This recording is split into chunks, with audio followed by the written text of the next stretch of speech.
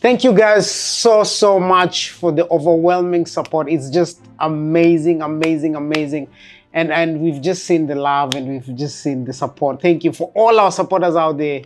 I think we're going to look for a name soon. But thank you so much. If you haven't subscribed, please subscribe, because this actually supports our channel. It actually gives us the energy, the motivation to actually bring you this and much more great stories. And if you're out there, if you have a story, you'd like to touch a life, you would like to change a life, please reach us on our emails, on our socials. We are actually very quick to respond. Today we want to follow up on this discussion. It's going to be a discussion, a very good discussion, because there's so many things that are actually happening out there and actually have happened to most of us.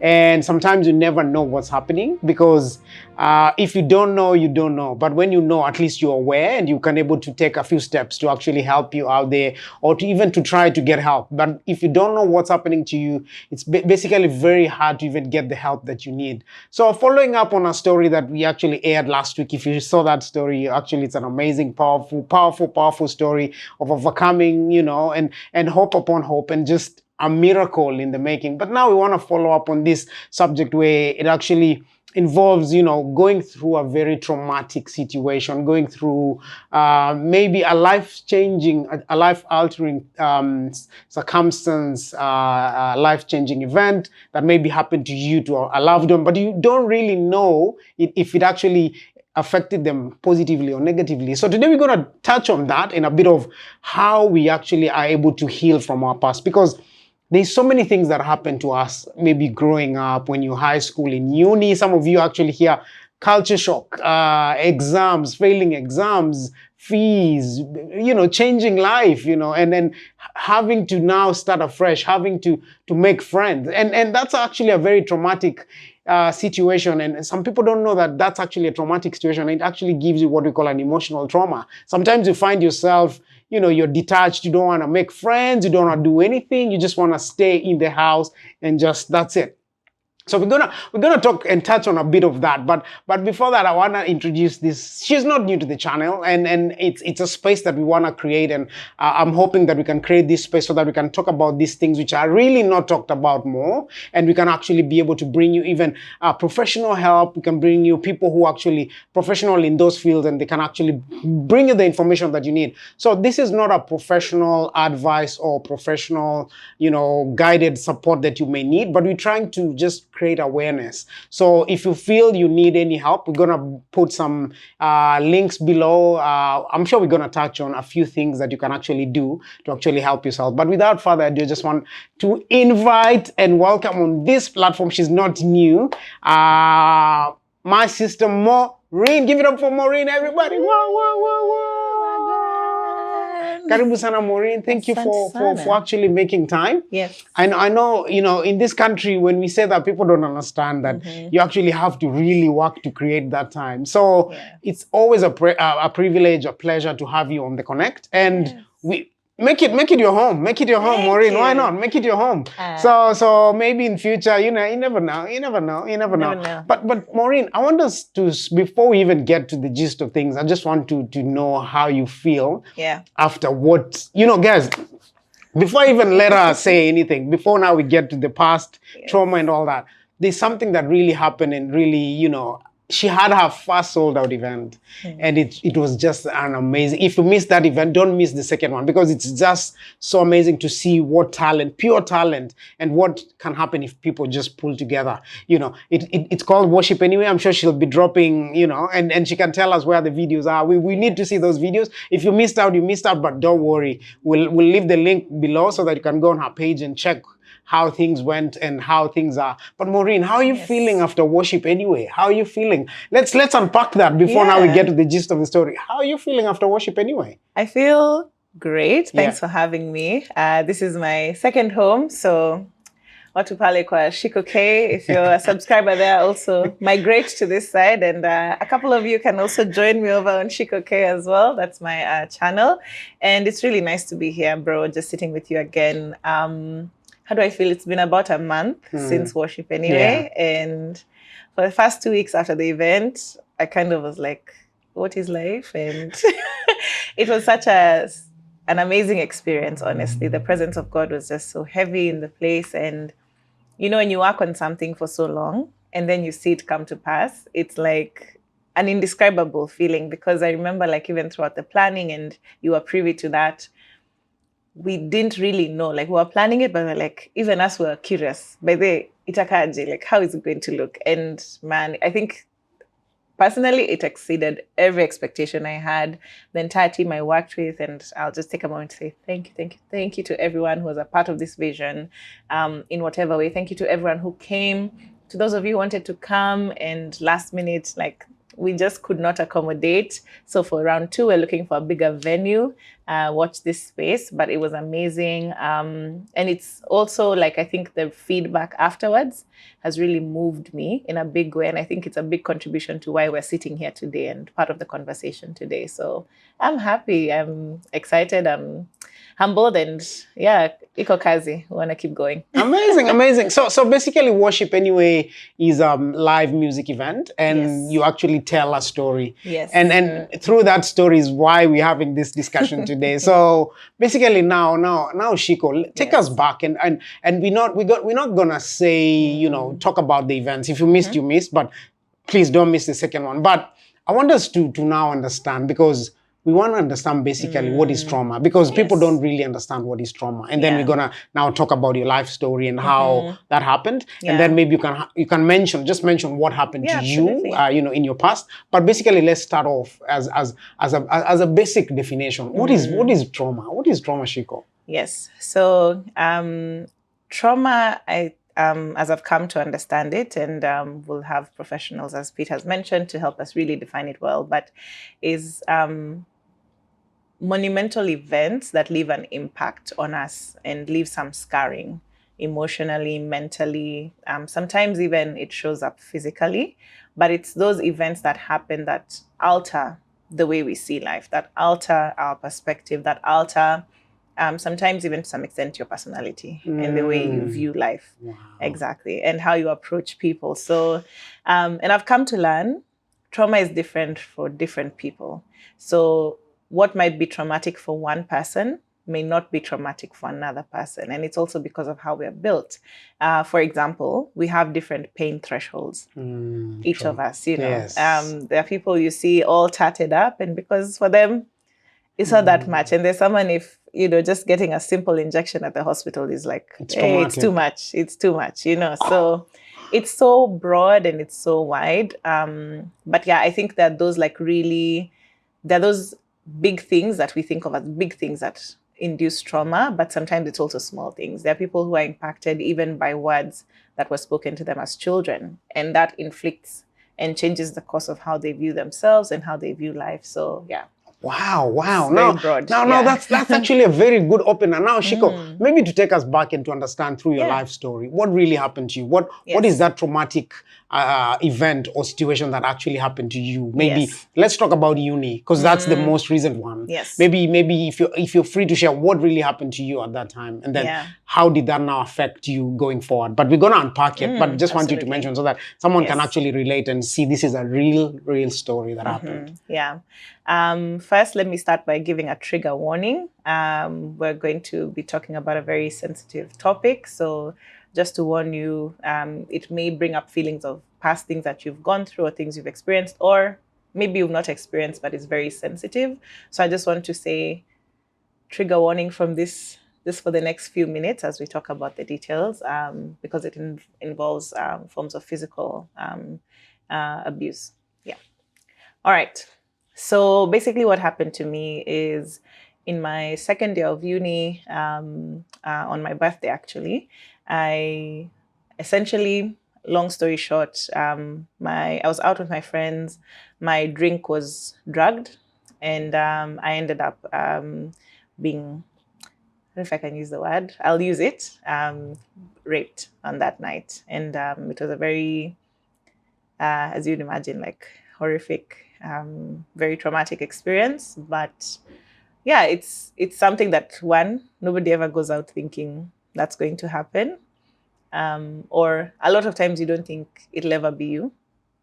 But yeah, it happened. And, on a night when I was out with my friends, and it was a celebration, but then, yeah, the night took a different turn. So Shiku, now unpacking this. Thank you for sharing that. Absolutely. And you've come a long way. And we're going to show the audiences why we're saying you've come a long way, because you just don't wake up and, how you are and where you are.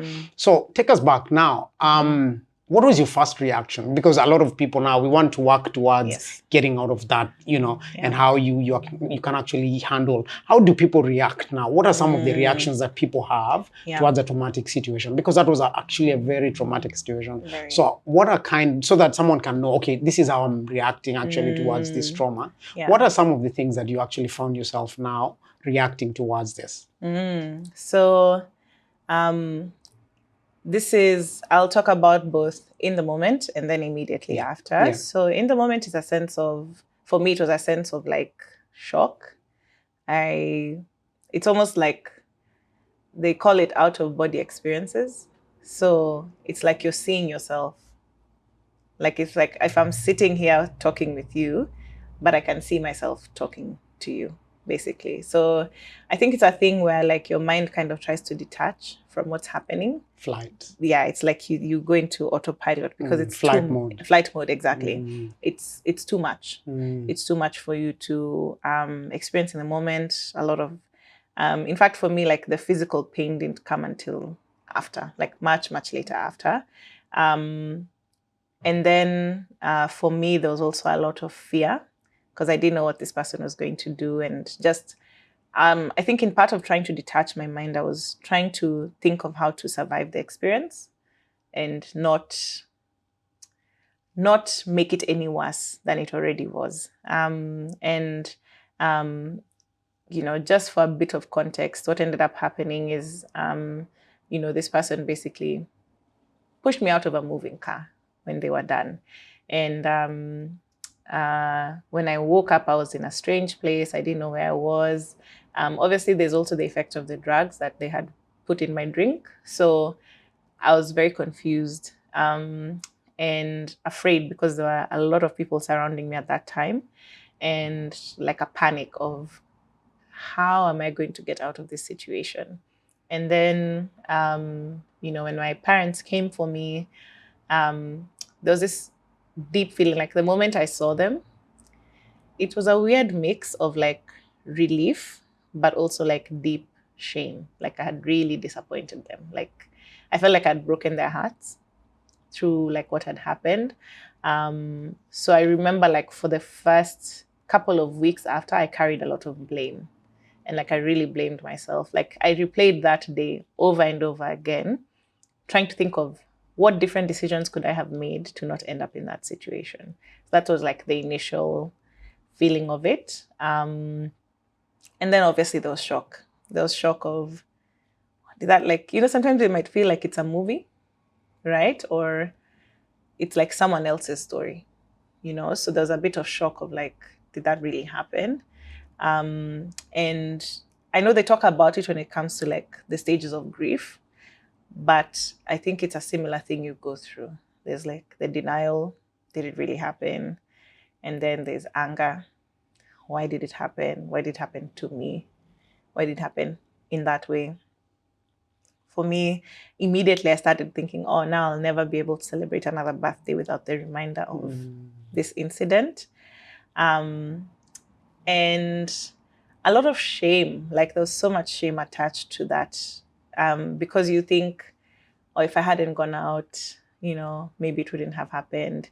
And I didn't want anyone, like only my parents knew for the longest time, and one or two very close friends, because even the rest of the friends that I had gone out with, they didn't know. They didn't know. So you have a sense of you want to keep it to yourself. Absolutely. You don't want to share with anyone. But now I want us to take to another, maybe, after that happens, what are some of the, what should you actually do? Should you report? Should you go to hospittal? So some find out before now we like come to healing. Yes, absolutely. Some practical. So do someone needs to report? Do we first of all need to report it? So in my case, I'll talk of what happened and what, if I look back and could have done anything differently, what I think should have happened. So immediately I was rushed to hospital. I went to, there's a hospital in Nairobi that actually specializes in dealing with these cases in Nairobi. And the doctor did an examination to actually confirm indeed what had happened. They did their testing, and one of the first things they actually do is give you medication to prevent contraction of STDs and also HIV in the moment. So I think they call it PrEP. It's one of the, we'll look up the name with an actual doctor when we have a sit down. And then doing a physical assessment if there was any other physical harm on my body. And then a couple of other tests that were done on that day. And I remember one of the questions my dad asked me is that, who did this, right? Because I believe the next step would have been going to file a police report with the doctor's report, confirming indeed this is what happened and any samples that were collected, and then follow up. But unfortunately, in my case, I think I've thought about it so many times.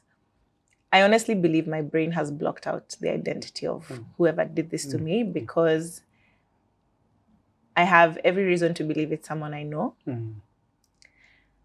or someone I'm familiar with, or was familiar with from that time in my life. But no matter how many times I try to remember this person's face, their face is like... And that's the power of the brain. The power of the brain. It's amazing what the brain does. And we've seen different stories. Like we've watched a story that the brain tells you a different story and actually wipes out the whole of that situation to protect you. That's an amazing part. So the reason why I ask that is just to tell people that it's really important to go to the hospital first and foremost. Go to the hospital. Go to the hospital. Have you get checked. And have them collect Australia, samples. Yeah, collect samples. And in Australia, they're actually free services, and we're gonna look at that and link them below and stuff like that. So go to the hospital, get yourself checked, so that maybe there's STI diseases and stuff like that. And especially like for the PrEP. That they give you, that whatever medication they'll give you to prevent any contraction of, especially things like HIV, which are, major. People, it's a major thing. It's a huge thing, right? And I should say, like, even before you get to the hospital, immediately after, try your best to get to safety first. Safety first, above everything else. Safe space. Find safety. Try and get away from the situation. I know it's very difficult sometimes. And then the next step you should do, and I know it's hard, and I remember when I would read through like protocol of like what needs to happen, because I got curious, like actually what should people do? The advice is actually, you will feel like you want to scrub your entire body clean. But before you go to hospital, don't. Because any chance of justice you have is attached to any traces, DNA, any trace of DNA that was left on your personhood. Because it could be like, if you fight back, if there's something in your nail, like whatever that is. I know it's very difficult, and I want to say this with the utmost sensitivity. If you can, as soon as you get to safety, find your way to a hospital. And if you're here, the hospitals are very responsible. And even in Nairobi, because this happened to me in Nairobi, the hospital I went to, they actually, I don't believe that we were charged for that service. It is a free service. They specialize in dealing with cases of abuse. You will get the help that you need. So yeah, that's like the first precaution I would say, because any chance of justice is actually, unfortunately, attached to whatever samples they're able to collect in that moment. Amazing. And now after all this has been done and all that, there's this part where now you talked about denial, and how was that stage for you? Because this is something that happened, but your body or yourself, you're still denying it. How did maybe weeks leading, or how long did it take for you to actually come to acceptance that this is, because now we're looking at the stages of healing from trauma. So basically, how long did that take? And then if I've skipped anything, please remind me. But how long did that take, and how was your state of mind at that time? So for me, this happened when we were on, I believe, like a 2-week break from uni. So very shortly after, I had to go back to school and go back to classes. And, there were so many questions, of course, from people. What happened to you that night? And I was like, I just got sick. And I played it off. But I remember feeling like a zombie. Like you're going through the motions. You wake up, you go to class. But what for me I did is I started like distracting myself to not deal with it. The way I chose to do it was to actually just put my head down in my books and be like, okay, then I will just study. I will just put my head down in my books, cover myself, like do whatever it is. Like I'll go to school, run back home to the hostel, and that's it. And for a couple of weeks that happened, but then there was this like, it felt like something was sitting on my chest. It's like I'm carrying this big, heavy thing. And I'm like, now who do I tell? How do I? And I remember the first time I told my best friend, it was part of the denial. When I think back to it, I'm like, why would I have said it that way? But then I was not in my right state of mind, to be honest, because we were in the student center at the time. It was after a class. It was in the middle of classes. We were transitioning to the next class. And people are discussing something. And I just found her in a corner and I told her, okay, 2 weeks ago, I was raped.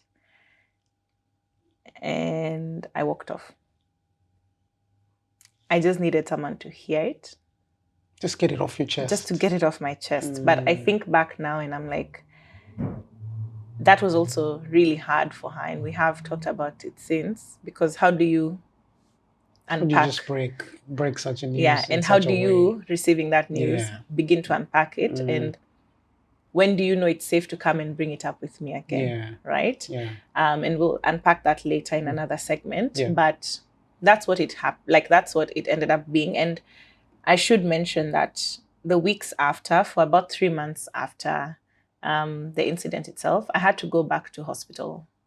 Initially every 2 weeks, and then initially every month, like after 4 weeks. And this was so that they could do follow-up blood tests, and they offered free counseling services. But at the time, for me, it was really hard having to retell my story every time because it was so fresh. And I remember that feeling of dissociation. Every time I would tell it, it's like a third party. Yeah, it's like, it's not my story. It's like, oh, so Nani went through this, and this, and then this happened, and this. It's like I was telling a movie, but then I wasn't really there. So if you ask me how long that period took, to be honest, I'll say about 3 to 6 months before I was like, okay, so this really happened, right? Wow. Yeah. It was really hard. Like I remember every time they would do the blood test, because they have to do a HIV test every time. And there's a standard counseling for this testing if you've ever been, or for those who haven't. And one of the things they ask you is, oh, so who's the first person you're going to tell if this is positive? And all that would then take me back to the moment and make me upset. Like, why do I have to be in this position? And like the anxiety of, oh my God, so what if it is? Now what has happened to the rest of my life? It was actually on my 20th birthday that this happened. So I was like, so what now?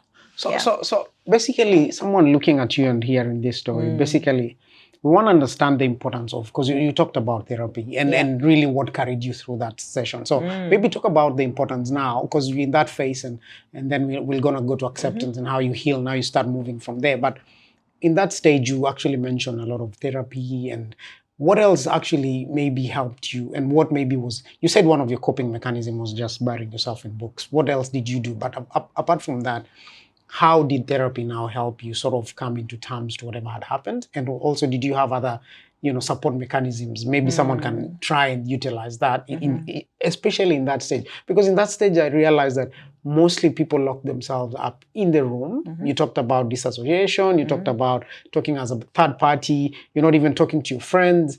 What really carried you through that, apart from therapy? And how powerful, or how can you, advise someone to go for therapy? How important is your therapy, and what else did you do for your support at that time? If I can be completely transparent, like the counseling I went through was only during those checkups. So I wasn't in active therapy at the time. And looking back, I wish I was, right? Because it's a lot to carry. And it's also very painful for your friends and family. That's one thing I didn't take into account enough. And looking back, I see how it's a very painful thing for someone you love to have gone through something like that. It actually affects you. And there's also this feeling of guilt people carry of how could I have protected? How comes I didn't know? Why did I? Everyone is questioning the decisions they made in leading up to the event. So I didn't, and I'll be honest, as much as I say 3 to 6 months to come to out of the denial phase, I didn't ever really openly talk about it until I think 3 or 4 years later. So I did carry it with me for quite a while, just quietly, and you try and ignore, and because life, the way life works, it doesn't stop for anyone. So life keeps moving on, and you kind of have to move with it. So I did spend a lot of the time just crying a lot. I'll say it can feel like a sign of weakness, but I think a lot of times it's a way that your body lets it out. Like there's a reason it's a natural response to painful things. Because if you keep it inside too long, and I wasn't crying to anyone about it, I was just mostly crying alone in my room, crying in prayer. And I spent a lot of time, like if you find yourself trying to distract yourself, I understand why. That would be the easiest thing to do because it's a lot of pain to try and live through and remember. So I wouldn't say that what I did to cope is something I would necessarily recommend because I wasn't coping. I only started to cope with it, as I've said, maybe 3 or 4 years later. And that was after another traumatic thing happened. And then it unearthed, oh, you're not healed. You're not okay. You didn't deal with that. You didn't deal with the initial thing. And so this is like injury upon injury, But what I would say is since starting therapy more recently, I do believe it's very powerful to be able to speak to someone who is in no way has a stake or investment in your life. That means you can be as honest as you want to be. You can be because there are things that are hard to say. When you start to get angry about the things that happen, there are things that are hard to say to friends and family because you're not blaming anybody, but there are feelings of anger associated with different things that happened. You're angry at yourself. And sometimes when you're telling, like if I come and tell you, oh, like I really feel bad, your first instinct is going to be to try and soothe me and tell me, no, it's okay, don't say that, uko sawa. But sometimes you just need a space. Like what I've learned in therapy is there are sessions where it's just been me pouring out and saying, I feel this way, I regret this. And when you say it out loud, it starts to lose hold over you. But I also think another thing, maybe looking back, as much as I wasn't directly dealing with it, after a couple of months, I started to re-engage my friends and actually get into spaces that I wasn't feeling like this is the only thing I'm dealing with every single moment of my day. So getting back into doing things I love, like music, getting back into like swimming and just talking to friends and doing normal things. I don't think you can underestimate how important that is because when such an incident happens, you feel like your whole life has stopped and that this is the only thing that your life from beginning to end has come to this one moment. But slowly when I started to get back into touch with like friends and with family, I started to realize, okay, as much as I wasn't necessarily dealing with it, it helped going through life a bit easier because then I would look and I'd be like, okay, well, last week we went to the park. It was fun. Oh yeah, we did this, that was nice. Oh, so-and-so is getting married. Oh, that's cool. Like you stop ruminating on this one thing because I think that's something that can really weigh you down.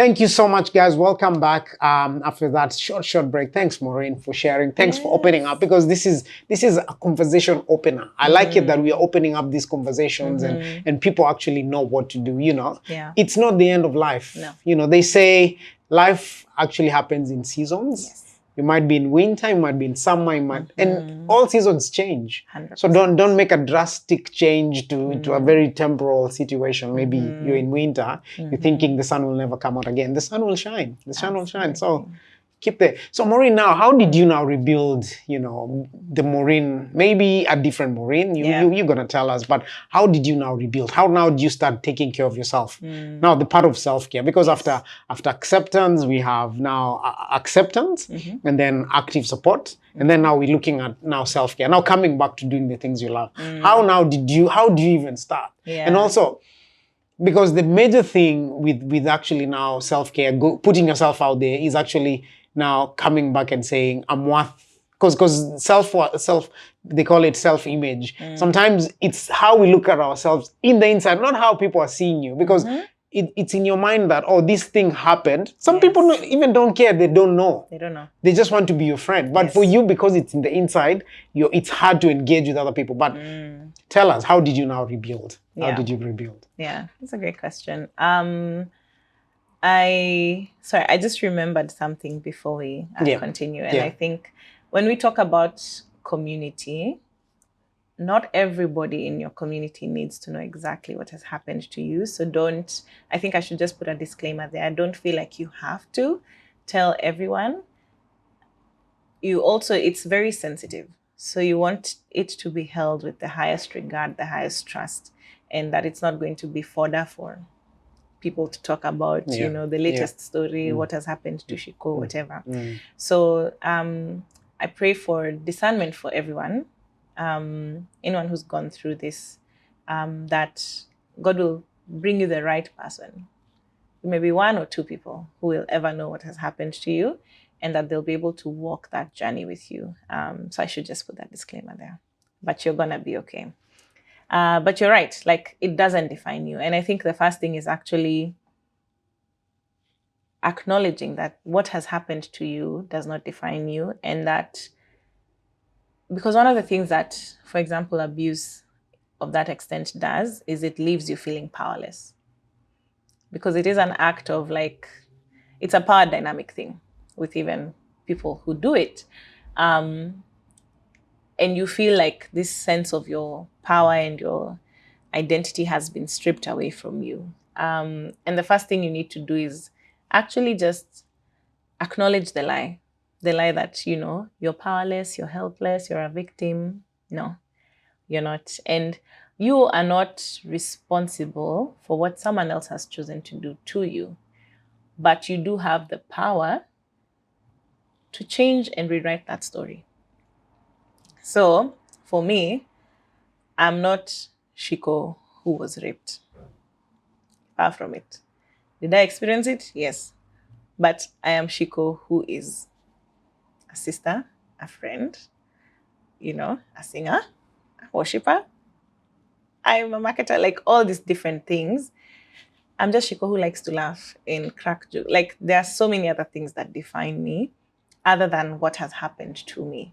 And one of the things that really helped me more practically, before I even got into active therapy, before I did any of those things, I journal a lot. And journaling is just a fancy word for putting down your thoughts and your feelings on paper, pen and paper, the old school art of writing. I know you're used to typing everything out. If that's your jam, you can do it that way as well. But actually letting out those feelings and catching the lies. What are the most recurrent thoughts that are coming into your mind? Like, do you look in the mirror and say, oh, I'm not worth it, or I'm so used up, or nobody will ever love me, my time has passed, like all those things, put them down. And the question I started to ask myself is, would I ever say these words to a friend that I really cared about?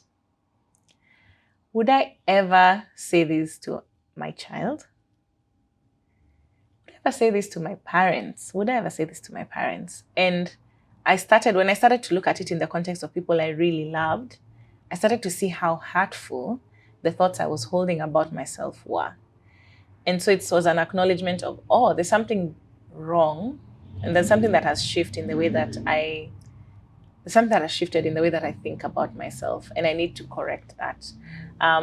So that's the first thing. Like, just have a space where you can write it down, because awareness, you can't begin to fix what you're not aware of and the extent of it, right? Then the second thing is actually now start to look for the truth of what replaces those lies, right? Honestly, I went through a season where I actually looked up like other stories of people who've been through similar things and who they've become today, right? And I'll mention one because I feel like she's one of the examples I looked at and I was like, whoa, you can go through something and it not be a thing that impacts you negatively or has to take a toll on you. And one of the people who actually has shown so much courage in the way that she's handled what she's been through is Adele Onyango.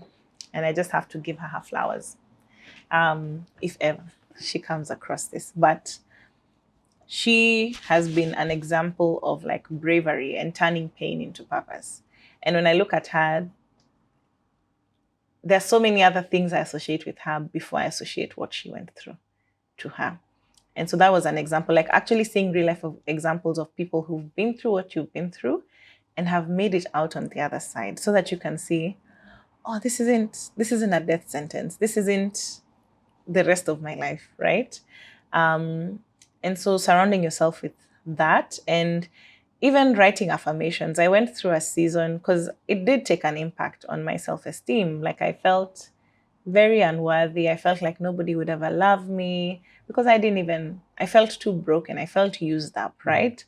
But then there's so many things that I had to now relearn. And actually, like, taking small notepads, like, you know, those sticky notes that we use like in office work or whatever, or in studies. I actually went through and I wrote different affirmations. I am worthy. I am enough. I am not what I went through. And I stuck them up in my room. Every morning I wake up, I see them. Before I go to bed, I see them.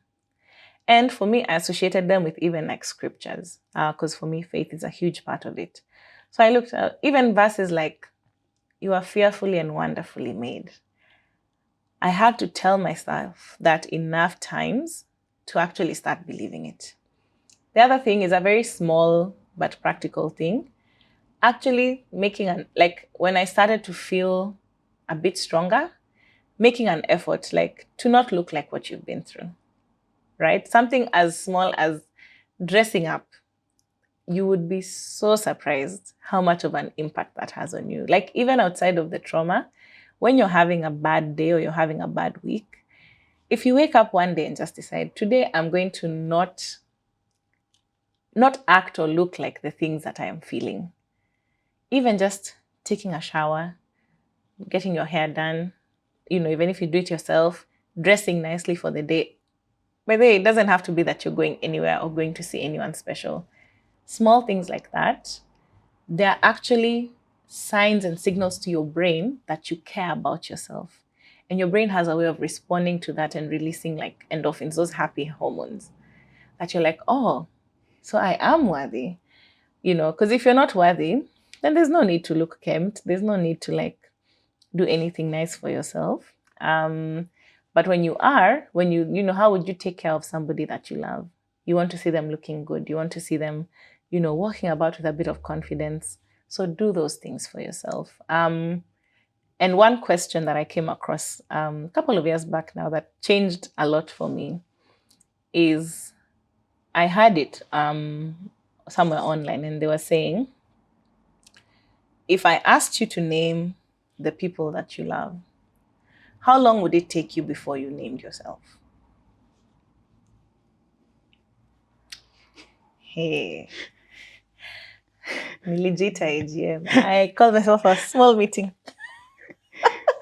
Because I realized I was so low. I was not on that list. Like, yeah, mom, dad, my brothers, my nephews, all these people. And the way the person set it up in the video, they got me because they're like, okay, start naming. And I was there. And then as they interrupted, they're like, why aren't you on that list? And I said, wow. But it was just an indication of, wow, this is actually a thing that you need to be intentional about. The same way you're intentional about showing your family and friends that you love them, for showing up for them when they need it. Start with yourself. You cannot pour from an empty cup. You know, you have to be mindful. Like, even just as you reintegrate and like hanging with friends and doing all those things, be also mindful of the places and things that are triggers for you, so that you know, I actually cannot be in club environments anymore, personally. So I don't engage in activities that bring me to that point, because it triggers so many things for me. It could be so many different things for different people, right? Maybe for you, it's a particular song. If you hear that song, it takes you back to a particular place.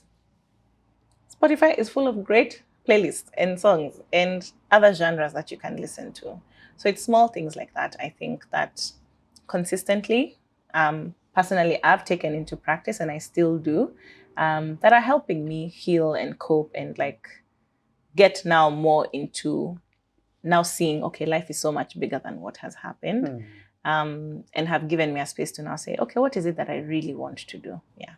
Amazing, amazing. I'm just gonna, touch on a few, Yeah. maybe just to help out someone out there, very tangible ones. It Yes. says sometimes you can take a long bath. Yes. You just need to take a long bath. Just stay in that hot Absolutely. water. Enjoy, man. Yes. Have something to snack on the side. Just Yeah. just self-care. We're talking about self-care and how you rebuild. How do you start afresh? And then something else, listening to music. You mentioned listening to music. Listen to music the whole day. You can listen to music the whole day, It really brings up very different emotions and actually helps you to just be in a good mood as well. Yes. That's what they say. Music Yes. really brings and then watching a loved movie. You can just go out there, watch a movie. Yes. How do you rebuild? Watch a movie. Get out of that space. These are ways to actually get out of those spaces. Getting a massage. Yes. At the end of the day, go out there, treat yourself. Yeah. Like I love what you said. Love yourself. Put yourself first. Yeah. Put yourself first. Eating a nice meal. Eat a nice meal. Either make it, go and treat yourself to a nice restaurant. Sit down. Just leave. Jipende. Leave, man. Leave. Yes. You look just it was just a very small part of your life. You have the rest of your life to live with. Yes. Yeah. Yes. Amazing. And what now did you pick up on the way now? Now that you're rebuilding the hobbies, how did you now end up now start to come and start singing and now leading to what you are now in the worship anyway and the story that you've told. But how did you now pick up and say, okay, I can now start? How long did it take you now to maybe take up and start writing songs after whatever had happened? And how did you now fully come back to having a fully life? Because I know sometimes there are triggers, sometimes you fall back, and then in the other segments we can talk about, things that you never knew were there and you start experiencing such things and then now you started realizing, oh, this is because of the traumatic. But that is in other segments, because we don't want to keep it long. We want to very tangible. But after how long did you now start, did you pick up new hobbies? Did you, how's your life now? How did you now, after this, now you've healed, you've done all this self-care and stuff. How long did it take you now to come back and, be the Shiku now we know, the musician and all that? Yeah. So it's a bit challenging to quantify time periods because it's like you heal. It's a bit, and you're coming back in days. phases. Yes. You heal in phases, right? But I'd say over the past 5 years, those have been the most monumental for me to become who I am today. And picking up new hobbies. I mean, for me, it also involved you finish school, you start working, you meet different people, different experiences. I think trying out different things. So I'd always been writing music, but then now actually getting back into it. And I decided, okay, maybe I can channel some of what I'm feeling through music. And actually writing songs to express how I was feeling in that moment. I think being around different groups of people, so trying to make new friends and do new activities, even with old friends. Traveling, and it's not even traveling for expensive, it's going to the next, you're in Nairobi, you go to Kiambu, you're somewhere in a tea plantation, and it's nice and it looks good, and playing games. I actually realized how competitive I am, with board games and Uno. If you ever want to play Uno with me, come find me. And things like that, just getting back into normal routine. I also discovered I really love planning things for people I love and like celebrating them. So, even small things like you surprise someone on their birthday, like as a group of friends, mnachangia keki, whatever, and you make someone else smile. So that for me really helped. And I think getting more involved in, like, for me, music has been a big thing. Getting involved in like spaces, like joining like the worship team has kept me quite busy and engaged. And that also then made me start realizing, oh, okay, so there's a way to channel what you've been through. And actually, when you listen to people, you discover, oh, it's not just me. Or you discover, oh, there's people who've been through so many different things, but look at how awesome they are. Look at the things they're doing. And you feel like, okay, we're all in this together. Okay, then we'll make it through. Then, that's really helped. So yeah, different hobbies. I think, yeah, the board games has been a big one. Just, goofing around with people, playing music with different people, that has been really helpful. And yeah, that's led me, like everything I was mentioning to you off camera, off air, how I now look back and I realize every experience you go through, there's purpose in it. There's purpose behind it. Yeah. And that's one of the things that led to, into worship anyway, because I was like, okay, what's a thing that, one of the things I realized is that, as you said, music is such a huge enabler, and it's a feel-good thing. It helps you experience so many different emotions without it being too confronting. And stories are important. You don't, someone I've been listening to who's been saying, you don't know someone until you sit down and hear their story, right? So bringing those two things together to actually deal with things that are very difficult to talk about, that's been the genesis of worship anyway. So it's combining storytelling and music, live music, to create an atmosphere where we unpacked my story in a lot more detail that would be otherwise too difficult to do just sitting down and talking about it. Yeah. But you realize so many people can see themselves in your story, and you can see yourself in other people's stories. And that's the purpose behind it. So we start to talk about the things that are hard and start to heal through them. Because one of the biggest barriers sometimes is feeling like it's just you. It's not just you, and you're going to be okay. And there's more to life. Like even that thing you've been through, there's a you that will be birthed through that is more powerful, that is stronger, that is more resilient, that you didn't even know existed. And the fact that you're here, that you're still here breathing today, there's something amazing in store for you. So don't give up. Don't give up hope. Yeah. Wow, amazing, Shiko, amazing. So Shiko, now the Shiko now, yes. This is gonna evolve to segments, and we're gonna bring a few people to just unfold, unpack. Yes. There's so many things to unpack, but today Absolutely. we just tunaguzia tu. Yeah. Tatizo tu. So what is Shiko now in terms of maybe physical health, mental health? What do you now? How are you taking care of yourself, of your mental health? Just to be on top of things. What are you now doing currently? Yes. Yeah. Currently, I think. Let me say, Shiko now she's in a very happy, grounded place. I think I've come to a place of self-acceptance, self-love. And some of the things that are helping, I still journal a lot. I write down my thoughts, my feelings. I still do those affirmations. They've really helped carry me through. I do them still. I'm also now into swimming, which is really helpful. I like being underwater because then you can't be thinking about too many things. You're like, can you just survive this water and go? And it's really fun as well.